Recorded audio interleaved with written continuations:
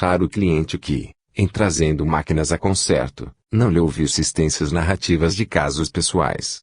Andava impressionado, sobretudo, com os fenômenos de desdobramento. Colecionava apreciável bagagem literária, nesse ramo dos conhecimentos espiritualistas, e lamentava que as suas faculdades incipientes lhe não proporcionassem os grandes voos. No entanto, dia e noite, procurava efetuar o tentame. Às vezes, enquanto os empregados iam e vinham, à cata de chaves ou parafusos, lá estava o Jovelino em concentrações reiteradas, no aposento íntimo. Queria, a qualquer preço, realizar os transportes de grande envergadura. À noite, esquivava-se ao serviço humilde do bem, porque não se contentava em confortar um doente, aplicando-lhe fluidos curadores ou reconfortantes, nem se conformava com o exame dos ensinamentos morais que as reuniões evangélicas ofereciam. Dava preferência a tentativas mais vastas.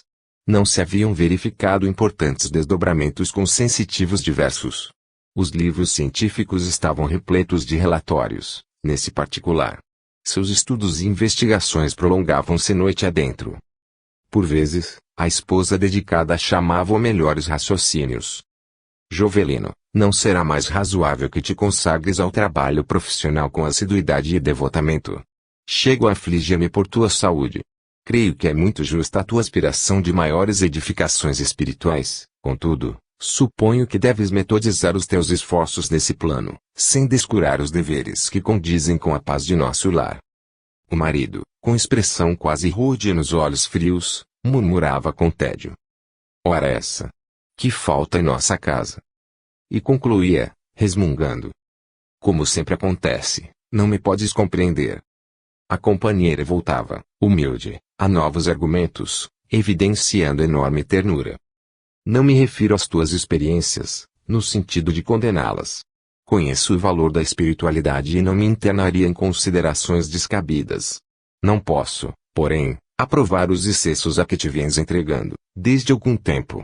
Não nos falta pão à mesa, todavia, escasseia a nossa tranquilidade doméstica.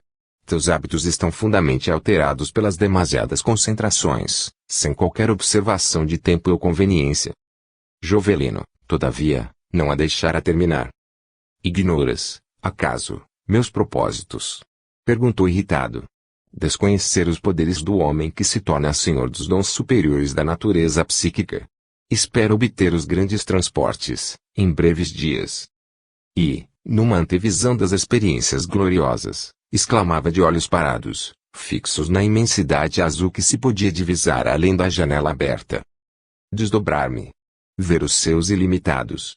Conhecer a intimidade dos outros seres. Oh! Que ventura poderá ser igualada a essa? Como tudo será então mesquinho, neste mundo, aos meus olhos. A esposa afastava-se do visionário, procurando disfarçar as torturantes preocupações que lhe ralavam a alma sensível. E, por muito tempo, Jovelino Soares prosseguiu em suas práticas exaustivas, indiferente aos prejuízos domésticos. Mantinha-se nas atitudes de recolhimento, num esforço incessante. Entregava-se às fórmulas verbais, multiplicava os jejuns, onde havia muitos compromissos palavrosos, mas nenhuma espontaneidade. A situação permanecia nessa altura, quando, em noite de enorme esgotamento das energias físicas, o nosso amigo foi arrebatado a um sonho deslumbrante.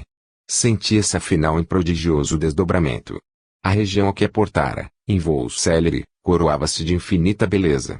Palácios de neblina dourada fulgiam a seus olhos, extasiado, no cume de um monte adornado de luz, contemplava a cena, admirando a maravilha, em humilde genuflexão. Leve ruído denunciou a presença de alguém que parecia procurá-lo com interesse. O generoso benfeitor espiritual, que se adiantava, mostrou-lhe um sorriso bondoso e interrogou com doçura fraternal. Jovelino, a caridade augusta do Cristo permitiu que viesses até aqui e estou pronto a atender-te. Que desejas do Senhor, com impulso tão forte? Sentindo-se vitorioso, o interpelado redarguiu. Valoroso emissário, desejo receber os dons do desdobramento espiritual lá no mundo. O mensageiro tomou uma atitude benevolente e esclareceu. Mas já fizeste as experiências que a terra te oferece nesse sentido? És um espírito desdobramento nas obrigações diversas. Pode ser pai, filho, irmão, amigo, servo ou mordomo ao mesmo tempo, sem inclinações prejudiciais, sabendo amar, corrigir, orientar, administrar, obedecer ou servir, simultaneamente. Jovelino experimentou um choque intraduzível. Entendeu, de relance, a complexidade dos deveres que lhe eram exigidos e obtemperou. Conheço, porém, pessoas que se desdobram sem tão grandes preocupações.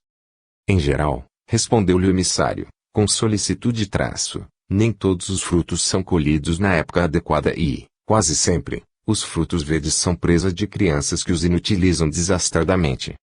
Ante a observação justa, que consubstanciava um feixe de ensinamentos felizes, o visitante da esfera espiritual voltou a dizer, tentando explicar-se. Talvez não tenha sido bastante claro.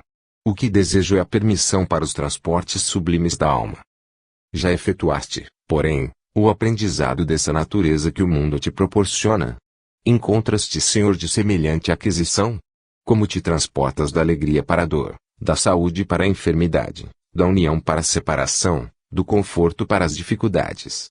Guardas, em tudo, o mesmo padrão de confiança em Deus, portando-te, em todas as circunstâncias, como em serviço de sua vontade e de seu amor. O espírito terrestre não conhecerá os transportes sublimes, sem essa preparação justa. Jovelino Soares ficou atônito. Francamente, não havia pensado nisso. Embora se esforçasse, não encontrava recursos, a fim de responder. O generoso mensageiro, percebendo-lhe a confusão natural, acariciou-lhe a fronte com inexcedível bondade e falou brandamente. Teus serviços, entretanto, não estão perdidos. Fixa atenção, porque te conduzirei, neste momento, à melhor região em que te podes manter com benefícios. Mais tarde, poderás atravessar os vastos domínios de outros mundos, o sistema solar exporá aos teus olhos maravilhas indescritíveis, mas, a solução do problema é igual ao da escada ou da montanha. É preciso equilibrar-se ao subir. O lugar a que serás agora conduzido não é tão luminoso e todavia possui a sua beleza peculiar. É com trema zona compatível com a tua posição atual, mesmo porque, bem sabes que não se pode trair a classificação gradual da natureza. No entanto, se conseguires ver, como se torna necessário, encontrarás aí numerosas maneiras de enriqueceres as tuas faculdades. Reconhecerás as diversas potências que permanecem a serviço de tua iluminação. Jovelino exultava. A seu ver, ia, enfim, descortinar os segredos do céu. Não seria naturalmente arrebatado às constelações mais altas, contudo seria levado a regiões de sublime surpresa. O bondoso mensageiro estendeu-lhe a mão e disse em voz firme. Vamos. O mecânico experimentou indefinível sensação de deslocamento. Guardava a impressão de que tombava sobre um abismo de luz. Daí a momentos acordou violentamente, no leito. Como interpretar a visão inesquecível? Qual se for auxiliado por benfeitores intangíveis, começou a fixar a atenção em si mesmo. Contemplou os pés e meditou nos benefícios que deles poderia oferir, caminhando exclusivamente para a bondade. Deteve-se no exame das mãos e refletiu na imensidade de tarefas generosas que lhe era possível cumprir. E os olhos? Não conseguiria com eles realizar o trabalho de seleção perfeita da verdade de modo a se afastar de todo o mal. E os ouvidos? Não seria justo convertê-los em arquivos de prudência e sabedoria. Jovelino passou a revista às faculdades comuns, identificando-lhes o valor que, até então, desconhecera. Não seriam elas as potências preciosas concedidas por Deus para o bem de sua iluminação? Extremamente reconhecido, parecia tocado de uma vibração nova. Não conseguiu permanecer no leito por mais tempo. Enquanto a esposa e os filhinhos repousavam, levantou-se e abriu uma janela. Os sopros da madrugada penetraram a habitação em baforadas frescas. As últimas estrelas tornavam-se mais pálidas. O cântico repetido dos galos chamava os seres à atividade cotidiana e toda a natureza figurou-se-lhe em marcha jubilosa. O nosso amigo, experimentando intraduzível emotividade, sentiu estranha atração para a vida e para o trabalho. Seu coração descobrira uma revelação pó-de-rosa. Compreendeu que a região divina, compatível com a sua posição espiritual, a que fora conduzido por um emissário do Cristo, era o seu próprio corpo terrestre. Era aí mesmo que poderia descortinar belezas sem conta e infinitas possibilidades de iluminação. 8. O livre pensador. Raimundo da Anunciação viera do materialismo para o conhecimento da doutrina dos espíritos, Entretanto, por maiores que fossem as advertências dos amigos sinceros, não se furtava ao vício das discussões sem propósito definido. Desde cedo, transformara-se em polemista contumaz, rebelde a qualquer ideia de humildade, ou de compreensão das necessidades alheias. Havia um ponto obscuro em alguma questão intrincada da vida. Não encontrava dificuldade para completar os casos e esclarecer o assunto, a seu modo. Essa mania de julgar precipitadamente e de terçar armas pela imposição de suas ideias, fora transportada às suas atividades espirituais, com enorme prejuízo para sua edificação interior.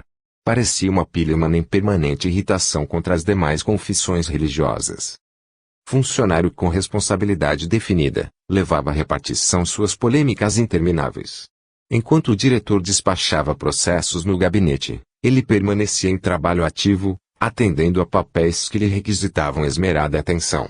Contudo, logo que se afastava o chefe imediato, acendia um charuto distinto e tocava a explanar a situação do próximo ou dos companheiros. "E você, Renato?", dizia um colega, em tom de zombaria ainda não se decidiu pelo espiritismo. Em virtude de o rapaz revelar-se confuso, mastigando um monossílabo, à guisa de resposta, o valente polemista continuava: "Ah, esses padres. Você anda seduzido pelos latinórios, perdendo tempo. É um absurdo entregar-se uma inteligência como a sua exploração clerical, mas espero que, mais cedo ou mais tarde, toda essa organização detestável venha abaixo." Era início de longa perlenga. O companheiro idoso, da frente, católico romano fervoroso, vinha em socorro do jovem tímido. "Mas, Raimundo, que tem você com os padres? Creio que a nossa igreja é tão respeitável quanto as outras. Além disso, não podemos ignorar que a maioria está conosco." O interpelado enrubescia e, atalhando, de pronto, exclamava colérico: "Alto lá! Deus nos livre da influência do clero. Declaremos guerra aos traficantes do altar. O progresso humano há de afugentá-los como a luz da manhã expulsa os morcegos sugadores. Nada de transigência com os falsos sacerdotes. Odeio essa gente de roupa negra, que anda em serviço do interesse mesquinho, abusando da ignorância popular. Esses biltres hão de ser derrubados mais cedo do que se julga." E um rosário de injúrias era desfiado ali, ante os companheiros assombrados. Quando se oferecia a pausa natural, o antagonista revidava: "Desconheço com que autoridade pode você movimentar tamanhas acusações." "Não sabe?", dizia Raimundo, neurastênico. E depois de mastigar a ponta do charuto: "Eu sou livre pensador." A discussão prosseguia acesa, até que um colega vinha a pedir calma aos contendores, a fim de que o trabalho não fosse excessivamente perturbado. Semelhantes características seriam facilmente compreensíveis, como índice de fanatismo individual, se fosse limitadas à análise das outras escolas religiosas, mas a situação era mais grave. Raimundo da Anunciação vivia em controvérsias constantes com os irmãos de ideal. Depois de algum tempo de frequência a esta ou aquela instituição espiritista, voltava-se contra os amigos da véspera, numa toada de alegações injustas. Aludindo aos diretores da casa, de cujas realizações havia participado, comentava, levianamente: "São intolerantes e arbitrários, não lhes tolero o fingimento." Referindo-se à assistência, rematava irônico: "Jamais vi no mundo tamanha turma de ignorantes e basbacas." Uma companheiro mais sensato chamava-lhe a atenção, com carinho: "Mas, Raimundo, afinal de contas, ainda somos criaturas em aprendizado num mundo imperfeito. Se tivéssemos as qualidades superiores, exigidas pela existência nas esferas elevadas, por certo que não permaneceríamos na Terra. É razoável que os anjos não povoem os abismos da sombra. Então, por que olvidar o dever da tolerância recíproca? Nossos companheiros não são maus e sim espíritos incompletos nas virtudes divinas, à maneira de nós outros. Não acredita você que estejamos num processo de aproximação afetiva, em que os defeitos de todos vão desaparecendo pelo concurso amoroso de cada um?" O interlocutor não se dava ao esforço de maiores e me retrucava, intempestivamente: "Detesto a hipocrisia." "Não se trata, porém, de hipocrisia", ponderava o irmão na fé mas de compreender uma situação generalizada, de que não poderemos fugir, sem o testemunho individual, construindo a nossa parte. "Não tolero confusões, Nem subterfúgios, exclamava Raimundo, irado. Todavia, por que alimentar semelhante estado da alma? Sou livre pensador, explicava, repetindo o velho estribilho. Era assim que a rebeldia se lhe assenhoreava, integralmente, do espírito. Antes de entregar à terra o corpo abatido, sua generosa genitora chamou-o, um dia, preocupada. Raimundo, meu filho, sei que estou a me despedir do mundo, no entanto, desejaria que a morte me surpreendesse somente quando me fosse possível guardar a certeza de sua renovação. E com um olhar amoroso e triste, continuava. Não discuta esterilmente. Aprenda a reconhecer nos outros necessidades diferentes das nossas. Nem todos os homens poderão partilhar de suas crenças. Não vemos que a idade assinala as criaturas. Entre a meninice, a mocidade e a decrepitude, há numerosos graus de posição física. Não considera você que o mesmo ocorre quanto à situação espiritual das pessoas? Abstenha-se da imposição. A romagem terrestre é tão curta. Por que lutar, improficuamente, quando se pode semear simpatias para a colheita do amor? Se Deus não tiraniza os seus filhos, que argumento justificaria nossa intransigência com os irmãos? Modifique o seu temperamento, meu filho. O tempo é um patrimônio sagrado que ninguém malbarata sem graves reparações. O discutidor renitente estava comovido, mais pela humildade maternal, que pelas reflexões judiciosas. Agradeço-lhe, mamãe, disse ele, depois de um ósculo na destra encarquilhada da anciã. Reconheço a delicadeza de suas preocupações, mas a senhora sabe que sou um homem sincero e que o devo pensar livremente. A velhinha enferma esboçou um olhar de desânimo e murmurou com ternura, desejosa de evitar as contendas habituais. Deus o abençoe sempre. Foram inúteis todos os conselhos. Raimundo da Anunciação chegou ao fim da experiência terrestre, discutindo irremediavelmente. Cultivou antagonismos ferozes e procurou impor suas convicções pessoais, no próprio leito de morte, espantando os que o visitavam por mera cortesia. Novamente na esfera espiritual, o nosso amigo, após lutas enormes no círculo das surpresas que o esperavam, foi admitido ao local mais próximo, onde os recém-chegados do mundo recebiam solução de certos problemas de natureza imediata. Conduzido à presença do iluminado diretor da instituição de esclarecimento aos desencarnados, Raimundo rogou, humilde, os informes necessários, com referência ao seu caso. Queixou-se em tom amargo. Sentia-se em abandono, sem ninguém. Em geral, esclareceu o mentor com generosidade fraternal, os que permanecem aqui, neste estado, são os homens que não cogitaram de um esforço sério. Como assim? Perguntou, contrafeito. Fui na terra um batalhador das ideias novas. O instrutor encaminhou-se a um móvel de vastas proporções, de contornos indescritíveis pelo lápis humano e, retirando de seu interior uma folha luminosa, exclamou com bondade. Tenho a cópia de suas notas, vejamos. Que? Interrogou Raimundo, desapontado. As fichas individuais existem aqui? Por que não? Respondeu o interpelado serenamente. Acaso terá esquecido que sua repartição fichava processos comuns, preservando-lhes a integridade? Supõe que os espíritos imortais sejam inferiores aos papéis terrenos. O recém-chegado, observando a mudança da situação, entrou em profundo silêncio. Leamos os dados informativos de sua última experiência no planeta terrestre, prosseguiu o diretor da casa espiritual, com generosidade. Você esteve 53 anos e 5 dias na Terra, excetuado o período da infância e da juventude, que constam de outras anotações, num total de 460.000 horas. 1/3 você gastou em repouso, sono e distrações, nos quais fixaremos atenção para exames mais complexos, em seguida a análise desta ficha de tempo. Restam 309.600 horas, das quais 58.050 foram utilizadas em serviço mecânico de escritório, 51.550 em atividades de alimentação do corpo, sobrando 200.000 horas que você empregou em discussões improdutivas, mentais ou verbais, diretas e indiretas. Raimundo estava quase sufocado na atitude de doloroso assombro. Não fui um preguiçoso, protestou. O mentor voltou a dizer, serenamente. Não se condena um homem que discute edificando. O esclarecimento justo, a seu tempo, constitui coluna poderosa no edifício do reino de Deus.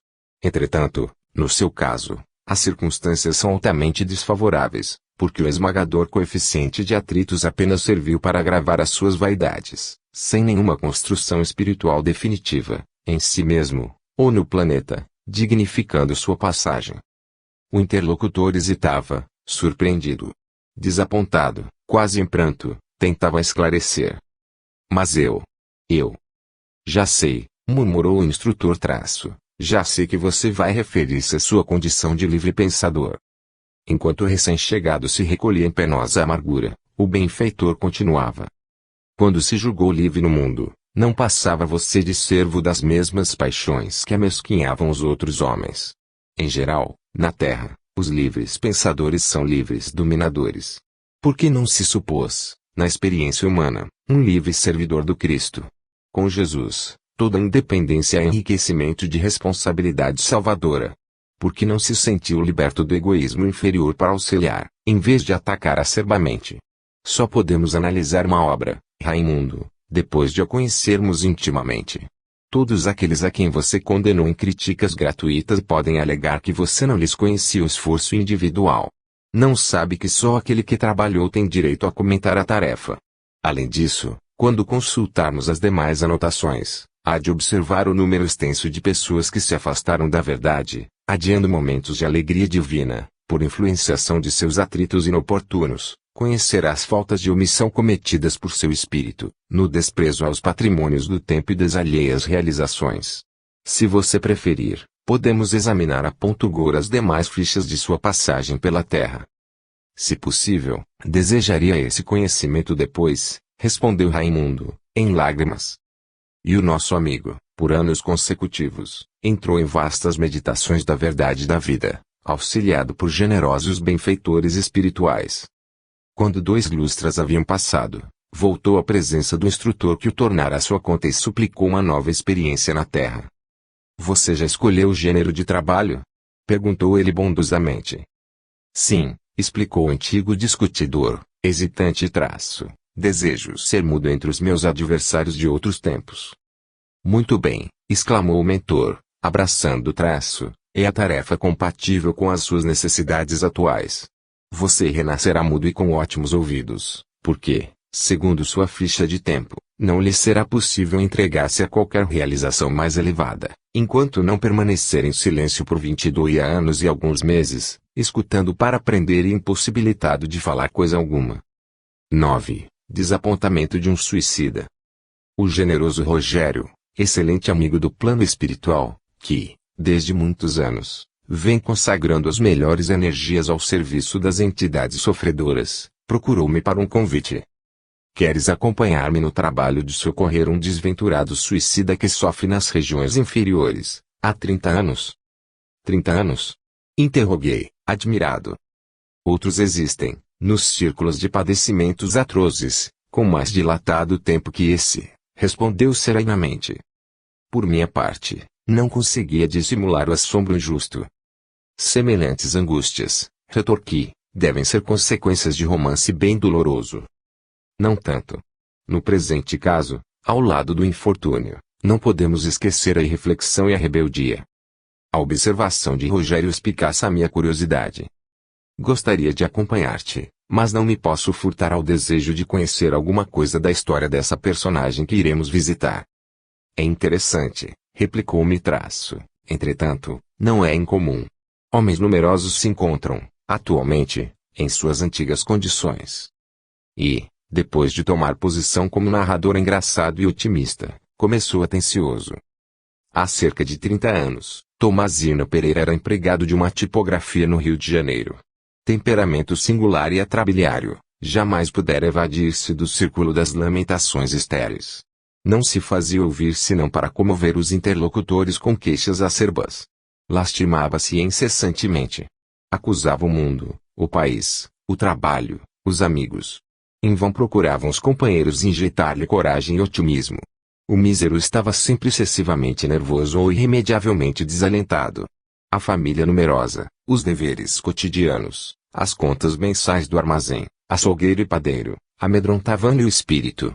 Entretanto, a maior tragédia de Tomazino, na apreciação de si próprio, era o problema conjugal. A esposa ignorante não compreendia. E em vez de melhorar-lhe as condições espirituais com carinho e paciência, levantando-lhe as concepções em busca dos horizontes superiores da vida, o infeliz gastava o tempo em promessas de pancada, ameaças de separação, gestos violentos e rudes. A situação enchia os filhinhos do casal de espanto e amargura, pois o chefe da casa, em desespero, dava a impressão de um louco, sem esperança de cura. Quando não esmurrava as mesas, em fúria doentia, mantinha-se em atitude de extrema desolação, apático, em prantos angustiosos. No quadro de seus afeiçoados, estava o Oscar Fraga, amigo de infância e de luta diária, que se valia das fases de desânimo do amigo para mais aproximar-se, tentando arrancar-lhe a alma das tempestades da incompreensão. O caso, porém, tornava-se mais complicado, dia a dia. Tomazino andava possuído de ideias sinistras. Alimentava o propósito de suicídio com preocupação crescente. No íntimo, sempre considerara os que fogem às tormentas da vida humana como criaturas privilegiadas e corajosas. Não era a melhor maneira de protestar contra o destino, retirar-se do mundo, em silêncio. Não lhe parecia a existência terrestre enorme banquete, onde alguns se serviam dos manjares, reservando-se a outros as ervas amargosas. Depor o fardo ao meio do caminho, em seu modo de ver, constituía a atitude mais consentânea com a dignidade pessoal. No fundo, acreditava na existência de Deus, mas a cegueira de espírito não lhe deixava entrever o menor vislumbre das verdades essenciais, que o induziriam à coragem indispensável no combate comum. À medida que lhe crescia na alma a intenção de escapar à luta, mais se sentia herói. Percebendo-lhe tão perigosas disposições, o Fraga, que era espiritista convicto, aproximou-se com mais vigor, trazendo-lhe a cooperação fraternal de que dispunha. Eram mensagens de suicidas desventurados, exortações evangélicas, páginas de consolação e reerguimento moral. Tudo isso é fumo de ilusão, exclamava Tomazino, desalentado traço. Ninguém pode regressar da poeira do túmulo. Creio em Deus e estou certo de que Ele, mais que ninguém, compreende minha dor. Também eu, murmurava o companheiro, pacientemente, não ponho em dúvida o interesse amoroso do Altíssimo em nosso favor. Naturalmente entenderá nossas mágoas, mas não poderá tolerar nossas rebeldias. É isso, gritava mais fortemente o infeliz. Estou abandonado, tudo para mim está perdido. A desgraça colheu minha sorte, é preciso morrer. Tudo apodreceu, tudo caiu. E, enquanto o desventurado enxugava os olhos com o lenço, o companheiro retrucava com larga dose de bom humor. O nervosismo costuma também fugir à verdade. Não estás sendo reto. E ainda me acusas? Perguntava Tomazino, desgrenhado. Nem todas as coisas permanecem derrubadas, esclarecia o Fraga, calmamente traço. Pelo menos esta casa, que Deus transformou em um ninho de teus filhos e onde encontramos refúgio para conversação afetuosa, ainda está de pé. A resposta parecia suavizar os abafamentos do interlocutor, pela nota de humorismo. Depois de alguns minutos pesados de meditação, Tomazino voltava em desalento. Mas... E Olinda? Se minha mulher compreendesse as necessidades justas, talvez que a vida se equilibrasse. Por que não lhe auxilias a alma inculta, empenhando nisso as melhores forças do coração? Inquiriu o companheiro sensatamente. Olinda não é má. Como sabes, a ignorância tem arestas que é necessário desgastar. Além disso, nunca deverias esquecer que se trata da mãe de teus filhinhos. Deus não vos teria unidos sem razões fortes, na estrada da vida imortal. Vejo, em tudo isso, a representação de teus débitos espirituais no passado e que se torna imprescindível resgatar. Tomazino talhava em tom irado. Não tens outro argumento senão esta história de reencarnações? Tenho, sim, murmurava o Fraga, sem se perturbar. Enquanto o outro contemplava espantado. Indispensável que cada um saiba carregar a sua cruz redentora. É sempre fecundo nos conselhos, clamava o mísero, desesperado. O amigo, porém, sem qualquer irritação, prosseguia de bom humor. Estás enganado. Este conselho não é meu, é de Jesus, Cristo. Não me sinto devidamente iluminado para orientar a quem quer que seja, no entanto, creio que concordarás comigo quanto à competência do Salvador. A verdade, contudo, é que o Fraga sempre se retirava sem obter nenhum resultado satisfatório. Irascível, teimoso, Impermeável aos benefícios da fé religiosa, Tomazino Pereira manteve-se inacessível a todos os processos de socorro espiritual.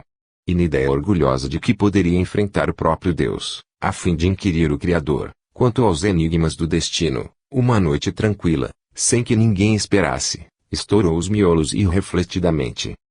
A narração movimentada levou-me a recordar alguns companheiros das tarefas humanas, impressionando-me, vivamente. Esse é o espírito que encontraremos daqui a alguns instantes, concluiu Rogério com um sorriso generoso. De fato, sem despender maior esforço, descemos a uma região de sombras muito espessas. Assemelhava-se, antes de tudo, a uma grande caverna pestilente e úmida, como deveriam ser os calabouços da Idade Média. Viam-se ali criaturas estiradas, em gemidos lancinantes. Conservando-se à distância, Rogério exortou-me a permanecer em sua companhia e enviou alguns auxiliares em busca do desventurado Tomazino. O infeliz aproximou-se, de rastros. Parecia um monstro, tal a desfiguração pelo sofrimento. Observando os fluidos luminosos que envolviam Rogério a esperá-la, Mísero supôs que defrontava um dos mais altos emissários de Deus.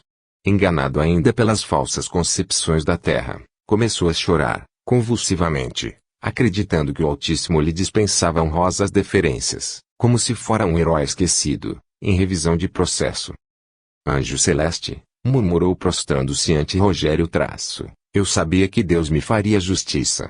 Fui um infortunado na terra, vaguei como cão sem dono entre aqueles que desfrutavam o banquete da vida humana, atravessei a existência incompreendido e aqui estou, em abandono, em pavorosa caverna de martírios, aguardando a providência divina. As lágrimas caem-lhe em suprema desesperação. O interpelado, porém, mantinha-se em serenidade impassível e disse-lhe com firmeza: Tomazino, esquece o vício da queixa. Não sou um anjo celestial, sou teu irmão no mesmo caminho evolutivo. Não vim até aqui para arquivar as tuas lamentações, mas para sugerir-te calma e boa vontade, atendendo a muitas rogativas dos que se interessam por ti. Não consta, no plano espiritual mais elevado, que haja sido tão infeliz e sim que sempre foste rebelde aos alvitres divinos, quanto preguiçoso nas realizações para a vida eterna. O suicida experimentou indisfarçável surpresa. Esperava que todos os emissários do mundo superior fossem portadores de uma doçura de mel. Viciado como criança caprichosa e exigente, não entendia a bondade fora dos prismas da ternura. Assustado, Tomazino assumiu atitude diversa. Venho para ser útil às tuas necessidades presentes, continuou Rogério sem emoção traço, prestando-te este ou aquele informe que julgues necessário ao soerguimento do teu espírito. Via-se que o choque fora benéfico a Tomazino. Começando a compreender que a responsabilidade não dispensa energia, fazia esforços para esquecer as velhas lamúrias e enveredar por expressões sérias, condizentes com a sua posição espiritual. Desejaria receber notícias de meus filhos, disse num gesto mais digno. Todos realizam as suas tarefas satisfatoriamente, esclareceu Rogério, delicado. Como deves saber, as obras de Deus não sofrem solução de continuidade, porque este ou aquele dos trabalhadores delibera escapar aos compromissos assumidos. Teus filhos são homens de bem, úteis à sociedade de que são parte integrante ativa. Tuas filhas, nos dias que correm, são mães devotadas e generosas. Eles confiavam em ti, quando não possuías nenhuma parcela de confiança em ti mesmo. E porque hajas fugido ao lar, desamparando-os, nunca te esqueceram nas intercessões amorosas. Infeliz que foi, exclamou o suicida com acento amarguroso. Devias afirmar, antes de tudo, que foste tolo. Extremamente desapontado, Tomazino quis desviar o assunto e interrogou. Creio que tendes poder para auxiliar-me. Que devo fazer para melhorar esta situação? Sinto a cabeça tonta, sem direção. Desejaria, pelo menos, alcançar um tantinho de saúde. Perguntaste bem, disse-lhe o meu amigo Traço. Esse desejo evidencia as tuas melhoras espirituais. O que te poderá restaurar a saúde e o equilíbrio é a nova aplicação de terra. Aplicação de terra? Revidou Tomazino assombrado. Sim, terás de ser revestido, novamente, de um corpo terrestre. No planeta encontrarás o remédio para teus males. Despedaçaste o crânio e voltarás a exibir, no mundo, o crânio despedaçado. Não te faltará a medicação. Medicação? Perfeitamente, esclareceu Rogério traço, o idiotismo, a loucura, o desequilíbrio nervoso. São doenças, atalhou o suicida prontamente. É verdade, Tomazino, os seres terrenos ainda não compreenderam, mas, enquanto curam as enfermidades, acabam curados por elas. Aceitas, pois, o remédio do porvir? Reconhecia-se o pavor do infeliz, em face da indicação, mas, ao cabo de longos minutos de meditação, murmurou humilhado. Aceito. Quando deverei voltar? Quando nosso irmão Lindo estiver em condições de te receber nos braços maternos. O suicida compreendeu e entrou em profundo silêncio. Daí a instantes, era novamente recolhido ao seu cárcere de dor. Acerquei-me, então, de Rogério, admirado. Meu amigo trazia agora os olhos úmidos, revelando enorme piedade e comoção. Antes que lhe fizesse qualquer pergunta, tomou-me delicadamente o braço e murmurou compungido. Imensa é a tragédia dos espíritos sofredores. Mas, no auxílio efetivo, é indispensável considerar que cada doente reclama o seu remédio. A maioria dos suicidas requisita a dureza e a ironia para que possa entender a verdade. Até que se verifique a próxima experiência terrestre, Tomazino Pereira estudará sinceramente a própria situação e não se queixará mais. 10. O investigador inconsciente. O velho operário, em companhia da filha, identificou a placa brilhante no saguão do enorme edifício e galgou a escada, de olhos serenos e confiantes. Depois de bater respeitosamente à porta, atendido por distinto cavalheiro, apresentou a jovem enferma e explicou. Doutor, minha filha vem apresentando sintomas perturbadores. Frequentemente apresenta-se tomada por forças estranhas, absolutamente incompreensíveis. Parece alucinada e, no entanto, patenteia o dom da adivinhação, com elementos irrefutáveis. Uma carta, um cofre fechado, não lhe oferecem segredos. Já procuramos ouvir alguns médicos, que, afinal de contas, apenas me agravaram as preocupações. Soube, porém, que o senhor é espiritista, e como já temos recorrido aos préstimos de alguns vizinhos, estou certo de que a sua ciência nos dará a solução necessária. O doutor Matoso do Ponte fixou o olhar percussiente na doentinha e apressou-se a esclarecer. Não sou propriamente espiritista, mas um observador dos fenômenos comuns, sou metapsiquista. O consulente, naturalmente acanhado, guardou silêncio, enquanto o médico atacava a enferma numa saraivada de perguntas. E revelava, no olhar, a alegria do pescador quando fisga o peixe inocente, ou do experimentador que encontra uma cobaia preciosa. O pai acompanhava a cena com interesse. O doutor do Ponte esfregava as mãos, visivelmente surpreendido. Após cerrado o interrogatório, procedeu a experiências com resultados positivos. Objetos, cartas, livros, foram trazidos à prova. O médico não dissimulava o enorme assombro. Homem do trabalho de horas contadas, o velho operário resolveu intervir e perguntou, respeitoso. Doutor, que me diz o senhor? Que conselhos nos dá para o caso? O profissional coçou o queixo e falou solene. Sem dúvida, estamos diante de um caso espantoso de criptestesia pragmática. O cliente esboçou um gesto de timidez, como que a desculpar-se da própria ignorância, e aventurou. Não poderá o senhor fornecer-me esclarecimentos mais simples? Leio muito pouco, o trabalho não me dá folgas. Trata-se de manifestação metapsíquica. O pobre homem, diante da complicada terminologia científica, mostrou-se algo desanimado e pediu licença para sair, a fim de trazer um amigo ao consultório.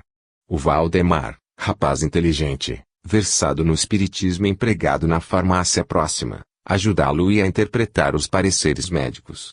Fora tão difícil conseguir ensejo para a consulta ao doutor Matoso, tão elevado o preço da mesma, que o amoroso pai não hesitou. Não deveria perder a oportunidade. Precisava recolher as opiniões da ciência. O ensejo era único. Daí a minutos, regressava ao gabinete, com o amigo prestativo e diligente. O doutor compreendeu as preocupações paternais e passou a esclarecer o assunto com todas as cores científicas da respectiva técnica. Referiu-se aos investigadores do psiquismo mundialmente consagrados, às experiências europeias, falou do ectoplasma, do magnetismo, do subconsciente desconhecido, dos distúrbios orgânicos, rodando pela neurologia, pela fisiologia, pela psicologia experimental. Enquanto a jovem conservava uma expressão de idiotismo e o genitor esboçava gestos de justificável assombro, Valdemar aguardou a pausa do falastrão e ponderou com inteligência. Doutor, estou convencido de que o senhor tem suas razões, mas não concordará que estes fenômenos são velhos contra o mundo. Não admite que o caso da pequena se resuma em simples manifestações de mediunidade? Ah! Naturalmente deseja eludir as novas descobertas, ao sexto sentido traço, tornou o Esculápio como quem necessita fazer uma retificação indispensável. Sim, pode ser, referindo-nos à ciência atual, esclareceu o rapaz serenamente traço, todavia, há milhares de anos Índia e o Egito conheciam os iniciados, os judeus reverenciavam os profetas. Há 20 séculos o mundo assistiu à iluminação do Pentecostes. Não concorda que todas estas manifestações sejam formas diversas da revelação espiritual, espalhando no mundo a luz de Deus? Ora, retrucou o metapsiquista contrafeito traço, que motivo nos levaria a meter a religião em problemas desta natureza? E a palestra animou-se vivamente. Valdemar prosseguia tranquilo, enquanto o doutor Matoso atingia o auge da exaltação. O primeiro defendia a lógica da fé raciocinada, o segundo acusava os espiritistas de beócios, doentes, histéricos, fanáticos. Ao terminar a discussão, o velho retirou-se desalentado, levando a menina enferma e resolvida a contentar-se com o processo lento da cura, mediante as instruções evangélicas da água efluviada e dos passes ao alcance da família, no grupo dos vizinhos. Tal ocorrência constituía, porém, pequenina mostra do investigador renitente. O doutor Matoso não saía nunca dos seus domínios de experimentador. Visitava núcleos doutrinários, atormentava os médiuns, fazia questão de exibir o cartaz de inimigo declarado de todas as expressões religiosas. Afirmando-se discípulo de Richetti, adotava a dúvida com atitude preceitual. Em qualquer observação, preocupava-o a possibilidade da fraude e, fosse onde fosse, preferia comentar a exploração grosseira, o charlatanismo, a má-fé. A sociedade o conceituava entre as grandes inteligências do meio e ninguém lhe negava títulos de competência. Entretanto, à força de contacto com os detalhes anatômicos, ele enrijara as fibras emotivas. Mero cavador de fenômenos, tratava as mais belas sugestões da espiritualidade à maneira de fatos banais, sem maior significação. Não suportava as reuniões onde se fizessem rogativas a Deus, e aos companheiros de índole religiosa preferia os amigos levianos, prontos ao comentário científico, entre um sorriso de mulher sem escrúpulos e um trago de vinho capitoso. Nada obstante, em todos os acontecimentos os homens dispõem o jogo da vida, mas Deus é que distribui as cartas. Ninguém vive sem contas, indefinidamente. Chegou, afinal, o dia em que o doutor Matoso foi compelido a recolher a bagagem material ao cofre vasto da terra, entrando em nova modalidade de existência. Achava-se, porém, atônito, estarrecido. Em vez de experimentar, sentia-se agora objeto de observação, por parte de gigantes ocultos e intangíveis. Ele que tanto falara de ectoplasma e subconsciente, via formas indescritíveis, completamente estranhas às suas tabelas de classificação. Aqueles fantasmas que despertavam tamanho sensacionalismo, nas sessões de materialização, passavam-lhe ao lado, sorridentes e tranquilos, sem lhe dispensarem a mínima atenção. Estaria louco. Que forças misteriosas o haveriam arrebatado àquela região sombria e desconhecida? Perseguirá materiais de observação durante a existência inteira, dilacerara instrumentos da verdade, procurara fraudes e proclamara desafios e, agora, ali, sem qualquer intermediário, verificava ele próprio a multiformidade de revelações da vida. Tentava manter a atitude do experimentador que dispensa a cooperação religiosa, mas os reinos psíquicos multiplicavam-se, os materiais novos excediam a qualquer possibilidade de exame. Sozinho, sem o estímulo de companheiros com quem pudesse trocar impressões, o antigo investigador experimentou enorme cansaço. Ele que sempre fora avesso a orações andava desejoso de recolher-se ao mundo íntimo, a fim de solicitar a contribuição do mais alto. No fundo, admitia que o semelhante atitude representava capitulação, entretanto, a seu ver, não rogaria à maneira de outros crentes. Formularia simplesmente um pedido de auxílio, mas a quem? Na secura das experimentações do mundo, jamais cultivar afeições quaisquer. Agravando-se-lhe, porém, As necessidades no meio de situações que não conseguia definir nem compreender, sentiu-se fraco e implorou a Deus lhe concedesse luz para os enigmas que o cercavam. Não demorou muito e um orientador generoso fez-se visível, atendendo à súplica. Amorável benfeitor, solicitou humilhado por quem sois, não me negueis mão amiga no labirinto em que me encontro. Escuta, Matoso, respondeu o interlocutor com intimidade que fizeste de tanto material precioso concedido à tua alma no mundo. A ciência transformou-me no investigador inconsciente, explicou, evidenciando grande embaraço. Não desejo saber que títulos gratuitos te proporcionou a ciência convencionalista e sim o que fizeste da cultura enorme, e como usaste os patrimônios vultosos que te foram conferidos na terra. O interpelado impressionou-se com a profunda observação e, ganhando alguma coragem, relacionou as antigas inquietações, aludindo aos grandes cientistas do século e às rigorosas preocupações que adotara pessoalmente nas pesquisas efetuadas. Ao termo da longa exposição, o orientador espiritual falou, bondosamente. Fala de Crocas, de Flournoy, de Rochas, de Lombroso, de Richet, mas esqueces que precisas de construção própria. Tanto vacilaste no planeta, que terminaste a última experiência duvidando de ti mesmo. Quando procuravas ansiosamente a fraude nos outros, não vias que fraudavas a própria alma. Desafiaste médiuns e trabalhadores, entretanto, não atendeste aos desafios que a luta nobre te facultou em cada dia terreno. Não, não é bem isto, contestou do Ponte, buscando justificar-se. O que nunca pude tolerar foi a manifestação religiosa. Por quê?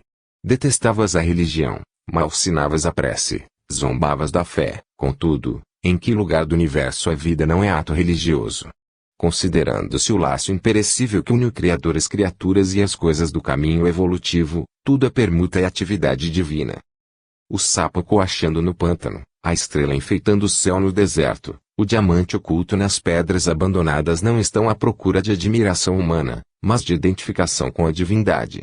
Anotaste, pesaste, classificaste como simples escravo da estatística, mas a cultura espiritual não se constitui apenas de terminologia técnica. A cor é aspecto, nunca objeto em si mesmo.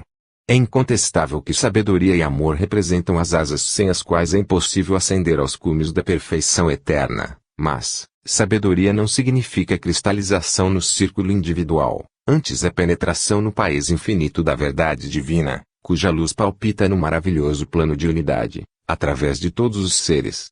Não te detenhas no exterior. Busca o teu mundo de belezas ignoradas e observa a ti mesmo. Meu amigo, Deus é amor, vida, suprema luz. Nesse momento, o benfeitor desapareceu numa torrente de claridades infindas. Sem explicar o que se passara, do Ponte achou-se de joelhos, face lavada em lágrimas abundantes. O cérebro febril banhava-se em energias desconhecidas.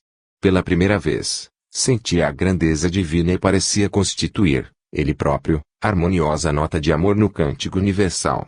Por quanto tempo demorou em adoração indefinível? Não poderia responder. Quando, porém, examinou a necessidade de integração no trabalho redentor, uma voz carinhosa e familiar lhe timbrou brandamente aos ouvidos. Vamos, meu filho. O pai jamais regateia a oportunidade de retificação e serviço. Voltemos para o mundo. Tu que observaste tantos semelhantes, sem finalidade justa, regressarás agora a fim de seres observado. 11. O apelo inesperado. Espero nos ajude a vencer tão grande obstáculo, dizia uma inquieta senhora ao Firmino. Sua cooperação fraternal é a minha última esperança. Minha filha precisa de conselhos urgentes. Quem sabe estará a pobrezinha perseguida de algozes das trevas? Lembrava o interlocutor sorridente. Conheço casos dessa natureza, em que tudo não passava de simples influenciação de elementos inferiores. Estou disso convencida, não tenho mesmo qualquer dúvida. A menina sempre pautou seus atos pelo sincero desejo de acertar. Nunca desprezou o trabalho, nunca deu mostras de rebeldia. A ponto Gora, entretanto, parece obcecada por pensamentos indignos. Hoje mesmo solucionaremos o assunto, asseverava o doutrinador prestativo. Irei à sua casa, logo à noite, fique tranquila. Esses maninhos da sombra preparam ciladas a torto e a direito, mas havemos de vencer o mal, dirigindo energias para o bem. Enquanto a senhora se despedia evidenciando gestos desordenados de inquietude, outro cliente assomava à porta, requisitando orientação.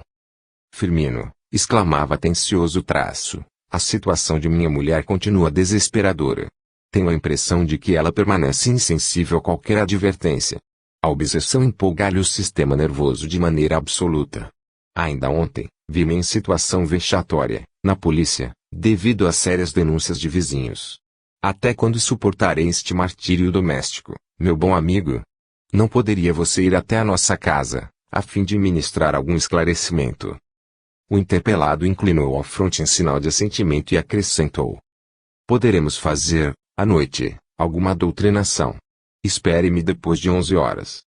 Mal não se havia retirado o esposo aflito, um velho batia à porta, em companhia de um rapaz renitente e preguiçoso. Admitido no interior, começou a desfiar o longo rosário de queixas comuns. Este meu filho, Sr. Firmino, de há muito vem sendo perseguido por entidades perturbadoras. Ninguém me disse, mas não se engana o meu coração de pai.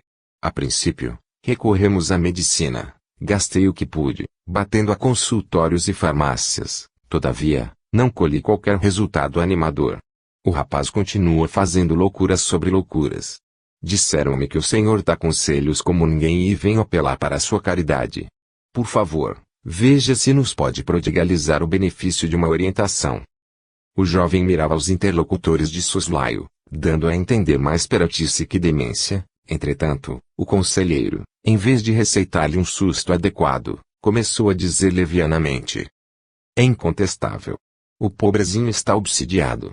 Não é de estranhar, visto que as influências maléficas povoam todos os lugares deste mundo. E rematava, imprudente, após longa pausa. Você, meu filho, está envolvido nas perigosas malhas de perseguidores invisíveis, mas de amanhã em diante faremos serviços de auxílio a seu favor. Qualquer pessoa, nas suas condições, pode cometer os mais negros crimes. Não conhece os escândalos do noticiário comum? A obra destruidora dos maus espíritos. Assassínios, suicídios, erros, paixões, resumem a perigosa atuação dos seres diabólicos das sombras. O genitor, embalado pela ideia de socorro gratuito, não ocultava satisfação em largos sorrisos, enquanto o rapaz dissimulava gestos cínicos. E era esse o feitio daquele ingênuo e bondoso Firmino da Conceição. Premido pelas contínuas solicitações, abandonara a atividade profissional, passando a viver às expensas das duas filhas, que definhavam nos trabalhos afanosos do bordado e da costura. Sempre vigilante no círculo das necessidades dos vizinhos e conhecidos, como que se habituara à desordem do próprio lar. Ambas as moças sentiam-se à frente da maré invencível.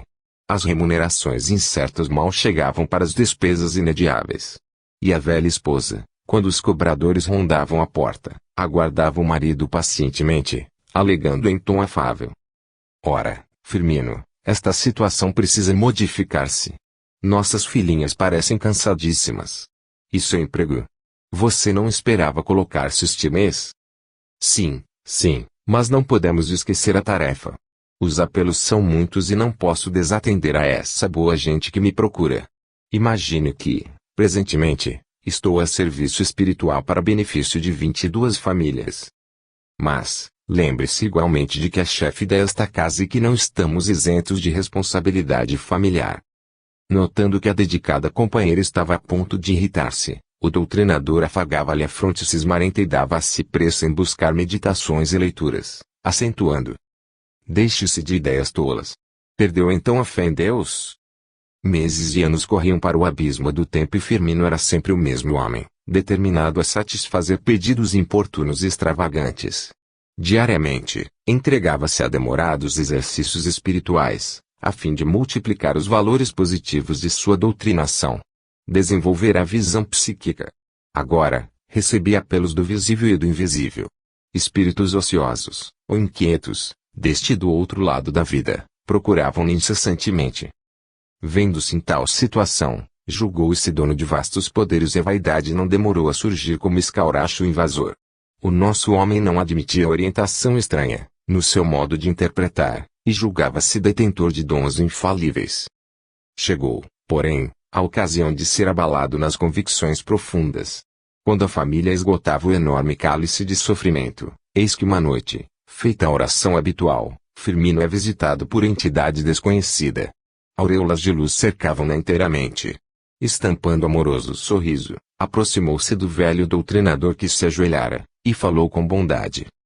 Venho da parte de Jesus fazer-te um apelo. Firmino, quase em êxtase, parecia esmagado de júbilo. Solicitação do Cristo. Que não faria por atender imediatamente. Desde muitos anos, empregava as menores possibilidades na solução dos problemas alheios. Certo, Jesus premiava-lhe a boa vontade, designando-lhe nova tarefa. Enquanto essas reflexões lhe vagavam na mente, o sábio mensageiro continuou. Trata-se de pessoa que requer auxílio urgente, alguém que precisa do teu interesse efetivo e desvelada atenção. Não te negues a cooperar, meu amigo. Essa criatura guarda a melhor intenção nos serviços comuns, mas, há muito tempo, internou-se pelos abismos da incompreensão. Jesus, porém, observa os discípulos generosos e sinceros e jamais lhes faltará socorro celeste. O teu concurso é, todavia, indispensável. Esse irmão bem-amado permaneça em perigo. Ervas daninhas lhe cresceram no campo espiritual, ameaçando as flores da esperança e os frutos da verdade. Viajou descuidado, apesar de bondoso, numerosas sereias tentam encantá-lo. O pobrezinho começou a dormir, mas é preciso arrancá-la do sono. Ainda que seja necessário, submete-o a disciplinas, acorda-o a golpes de força, dada a hipótese de necessidade premente. Não o deixes a meio da estrada, longe de si mesmo. Jesus confia em ti. Dize-lhe que o Mestre não deseja ver os seus serviços fraternos sujeitos à solução de continuidade, sim, que, acima de tudo, conserve o trabalho da própria iluminação. Não se interrompa a atividade carinhosa do irmão, mas, tampouco se ouvide a realidade do homem. Ensina-o a respeitar a beneficência de Deus, a clarear os próprios horizontes e a estruturar a personalidade do discípulo perfeito em si mesmo, a fim de que socorra os necessitados com as medidas da justiça e do amor. Jesus dissemina a caridade, todos os dias, nos mais ínfimos recantos do globo, e espera que cada habitante do mundo lhe dissemine os dons sublimes. Entretanto, essa caridade constrói, retifica, educa, eleva e redime. A bondade não endossa a preguiça, nem suprime o valor da necessidade de luta, na evolução das almas. Vai, meu amigo, ainda é tempo. Corrige, amando, a quem adormeceu inadvertidamente na estrada tentadora. O interpelado guardava profunda impressão. Debalde tentava localizar o necessitado nos escaninhos do pensamento. A quem se referia o emissário solícito? Algum dos obsidiados em estudo. Habituado a fixar o exterior, lembrou repentinamente o irmão de nome Donato, que nascera sob o mesmo teto, velho companheiro de trabalho terrestre, o qual, apesar de bondoso, nunca lhe aceitara os conselhos e pontos de vista. Penetrando-lhe a ideia recôndita, falou ainda ao mensageiro. Refiro-me à única pessoa a quem deves e podes impor a necessária reforma espiritual, mesmo à custa de ásperas disciplinas. O doutrinador ergueu os olhos preocupados e interrogou: trata-se do mano Donato. A lúcida entidade sorriu, entre a compaixão e a serenidade, e, como quem necessita atirar o golpe a descoberto, depois de esgotados os recursos da delicadeza fraternal, acentuou com firmeza: não, Firmino, ainda uma vez estás equivocado. A pessoa necessitada que aludi, és tu mesmo. O apelo de Jesus refere-se a ti. 12. A cura complexa. Aquele lar fundamentado em bases sólidas de amor e trabalho, desde algum tempo parecia invadido por tempestades incessantes de dor. Feliciano Azevedo, na idade madura, era iniciado nos mistérios da lágrima, envolvido em terríveis tormentas de desventura. A filha amorosa, que resumia as esperanças paternas, perdera o equilíbrio mental logo após um curso escolar brilhante, anulando, assim, alegres expectativas familiares. A esposa sensível baixara ao hospital, com a saúde abalada para sempre. Desarvorado, qual viajante cujo barco vai impelido pelas ondas revoltas, antevendo os momentos do naufrágio cruel, Feliciano agarrava-se à fé em Deus, em supremo desespero do coração.